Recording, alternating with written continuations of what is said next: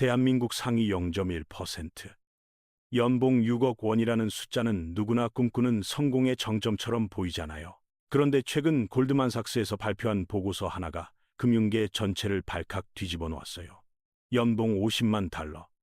한화로 약 6억 5천만 원이 넘는 초고소득자들의 충격적인 실태가 드러난 거예요. 놀랍게도 이들 중 무려 40%가 하루 벌어 하루 먹고 사는 삶을 살고 있었대요. 더 충격적인 사실은 따로 있어요. 은퇴 준비가 제대로 되어 있다고 답한 사람은 3분의 1도 되지 않았거든요. 아마 많은 분들이 이렇게 생각하실 거예요. 연봉 6억인데 무슨 재정적 고통이야, 배부른 소리 아냐. 하지만 비웃기 전에 우리는 이 현상의 본질을 냉정하게 들여다볼 필요가 있어요. 이건 단순히 그들이 멍청해서 벌어진 일이 아니거든요. 이건 지난 10년간 우리 경제 시스템과 부의 생태계가 얼마나 기형적으로 변했는지 보여주는 적나라한 지표예요. 과거에는 공식이 단순했어요. 돈을 많이 버는 것이 곧 부자가 되는 것이었으니까요. 물론 복권 당첨자나 운동선수처럼 갑자기 벼락부자가 된 사람들이 돈 관리를 못해 망하는 경우는 있었죠. 하지만 금융 전문가나 의사, 변호사 같은 엘리트 집단이 돈 때문에 허덕이는 일은 매우 드물었어요. 소득이 일정 수준을 넘어서면 웬만큼 멍청한 짓을 하지 않는 이상 자산은 자연스럽게 불어났으니까요. 하지만 오늘날의 현실은 완전히 달라요. 상위 1% 소득자들의 재정난은 더 이상 예외가 아니에요. 그건 이제 하나의 명확한 트렌드가 되어버렸어요. 아이러니하게도 이런 추세를 이끄는 가장 큰 그룹 중 하나가 바로 돈을 다루는 금융 전문가들 자신이에요. 도대체 무슨 일이 벌어지고 있는 걸까요? 부자들이 집단으로 바보가 되어버린 걸까요? 아니면 누군가가 그들의 주머니를 아주 교묘하게 털어가고 있는 걸까요? 오늘 우리는 그 불편한 진실을 하나씩 파헤쳐 볼 거예요. 첫 번째로 우리가 직시해야 할 것은 바로 지능의 함정이라 불리는 현상이에요. 우리는 흔히 의사나 변호사, 고액 연봉의 대기업 임원들이 돈 문제에 있어서도 똑똑할 거라고 착각해요. 하지만 통계는 정반대의 이야기를 들려줘요. 특히 한국 사회에서 전문직이라는 타이틀은 종종 재정적 재앙의 시작이 되거든요.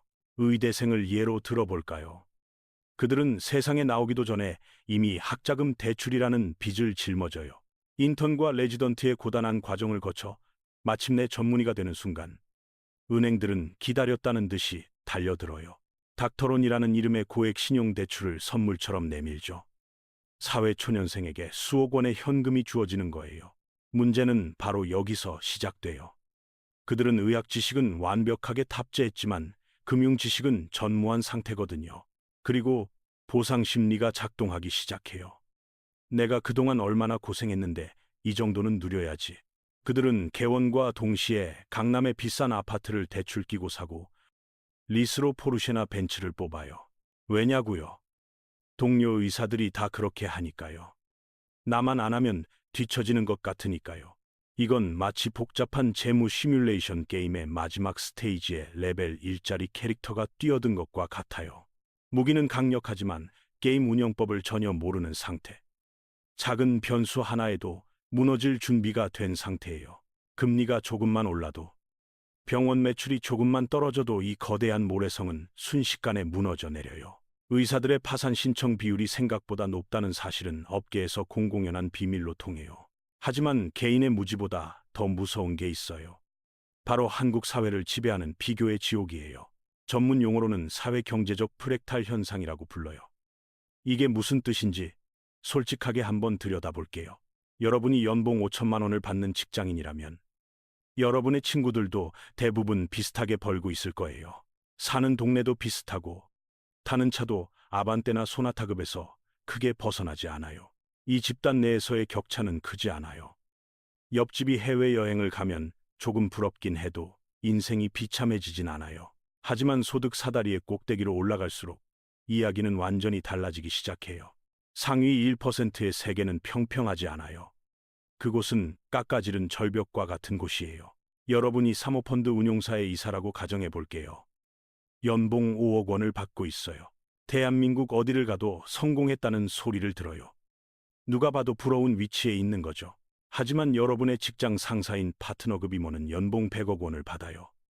20배나 차이가 나는 거예요. 그리고 여러분이 관리해주는 고객은 자산이 수천억 원인 재벌 3세예요. 차원이 다른 세계인 거죠. 여러분은 매일 그들과 마주해요. 그들의 삶을 가장 가까이에서 지켜보는 위치에 있어요. 그들이 주말에 개인 전용기를 타고 제주도로 골프를 치러 갈 때 여러분은 무엇을 하고 있을까요? 여러분은 퍼스트 클래스 항공권을 끊으면서도 카드 할부 개월수를 고민하고 있어요. 그들이 한남동 유엔 빌리지에 100억 원짜리 집에서 살 때 여러분은 강남 아파트 20억 원 전세 대출 이자를 걱정해요. 절대적인 기준으로 보면 여러분은 분명히 부자가 맞아요. 상위 1% 안에 들어가니까요. 하지만 여러분의 비교 집단 안에서 여러분은 가난한 사람이에요. 이 상대적 박탈감은 치명적이에요. 일반적인 직장인이라면 동료가 그랜저를 샀다고 해서 무리해서 벤츠를 사진 않아요. 하지만 상위 1%의 세계에서는 네트워킹과 품위 유지라는 명목하에 소비가 강요돼요. 그 모임에 나가려면 그 정도 차는 타야지. 아이를 그 사립 초등학교에 보내려면 그 동네로 이사는 가야지. 이게 바로 고소득자들이 파산하는 진짜 메커니즘이에요. 자신의 소득에 맞춰 사는 게 아니에요. 그들은 자신보다 10배, 100배 더 부자인 사람들의 라이프 스타일을 흉내내기 위해 레버리지를 끌어당겨요. 한국의 체면 문화는 이 불에 기름을 부어요. 남들에게 뒤처져 보이기 싫다는 그 공포가 문제예요.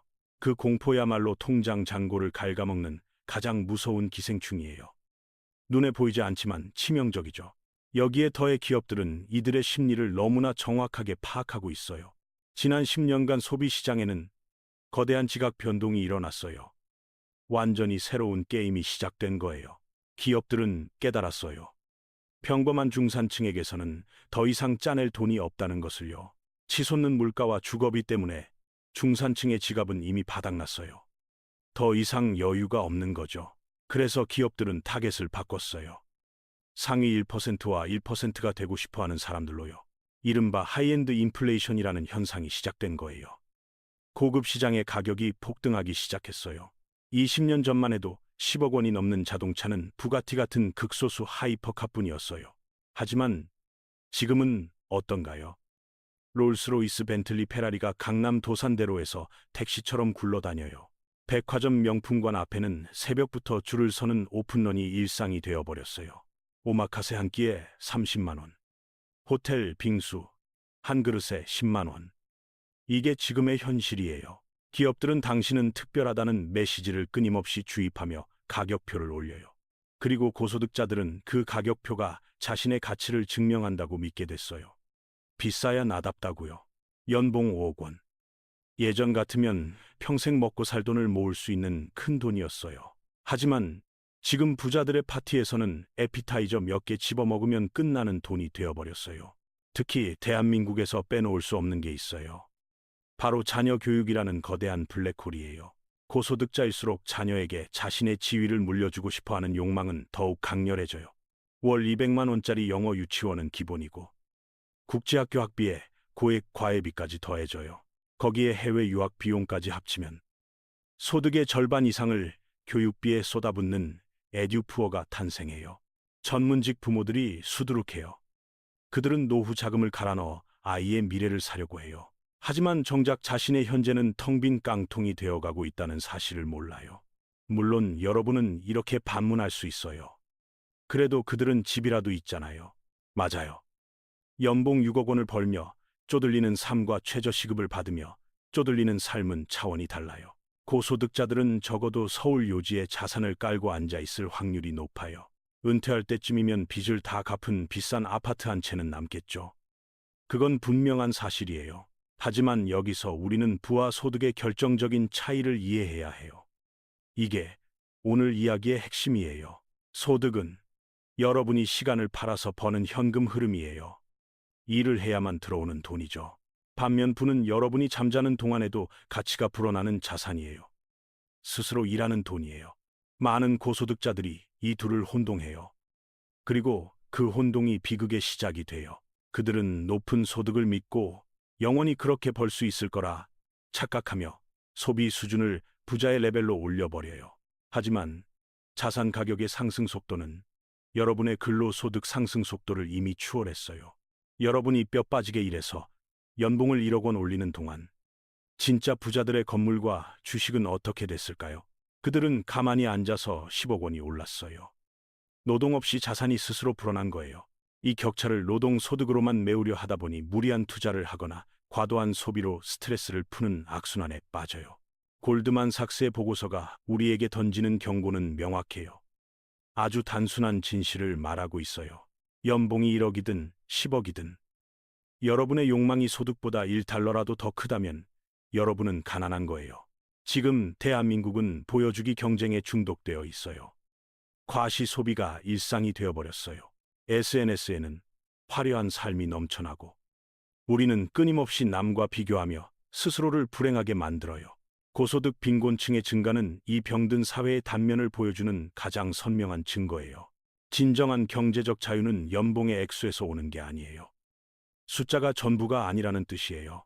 그건 남들의 시선에서 자유로워질 수 있는 용기, 그리고 내 분수를 알고 통제할 수 있는 절제력에서 와요. 지금 여러분의 지갑은 안녕하세요. 한번 진지하게 돌아볼 때가 됐어요. 혹시 남들에게 보이기 위한 삶을 사느라 정작 나를 지켜줄 미래의 자산을 갉아먹고 있지는 않으세요? 상위 1%의 몰락을 비웃기 전에 우리 자신의 소비 패턴을 돌아봐야 해요. 결국 돈을 지배하지 못하면 돈이 당신을 지배하게 될 테니까요.